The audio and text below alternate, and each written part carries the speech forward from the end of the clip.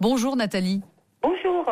Soyez la bienvenue Nathalie. Vous nous appelez de Viry en Haute-Savoie. Oui, Bonjour Nathalie.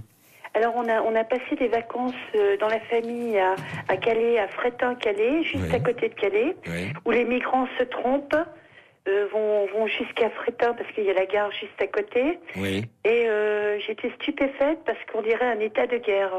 Des barbelés partout, au-dessus des ponts, enfin bref, je sais pas comment l'exprimer, des cages pour pas que les migrants sautent sur les ponts, sur les camions. Oui.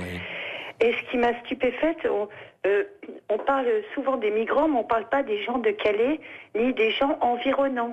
Alors on a eu des appels de Calaisiens, effectivement, qui nous parlaient beaucoup de finalement de ce sentiment d'insécurité quand même que crée cette situation, parce que ce n'est pas, je ne sais pas s'il y a augmentation du nombre des agressions ou autres, mais ce qui est sûr, c'est ce que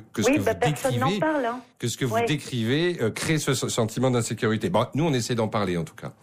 Enfin, voilà, donc je me demande comment ils ont leur gros portable, déjà d'une. Les gens se font piller, dans les jardins, dans leurs maisons, partout. Personne n'en parle aux actus. Ça, vous l'avez vu, ça, vous l'avez constaté? Oui, on l'a constaté, oui. Vous passez dans un village environnant à Calais, la veille, il y a des arbres magnifiques, le lendemain, il n'y en a plus. Parce que les fruits ont été volés, c'est ça ce que vous voulez nous dire, par exemple. Les fruits ont été volés. Non, pas les fruits, les arbres. Ils sont sciés pour faire du feu, je pense. D'accord. Donc c'est terrible. Et voilà quoi. Et puis en plus, on peut les accueillir, ok, mais ils se battent entre ethnies, entre eux.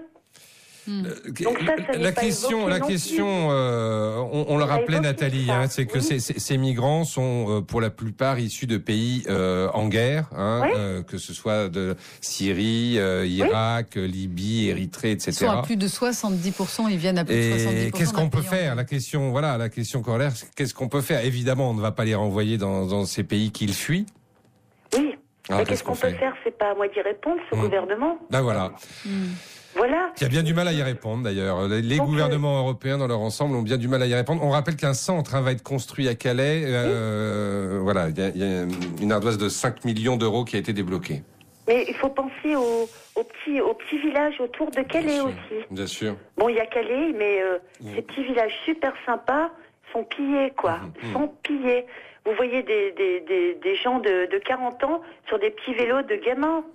D'ailleurs, on invite les habitants de ces communes environnantes de Calais à faire le 3210 et à nous expliquer comment ils vivent, eux, cette situation, évidemment.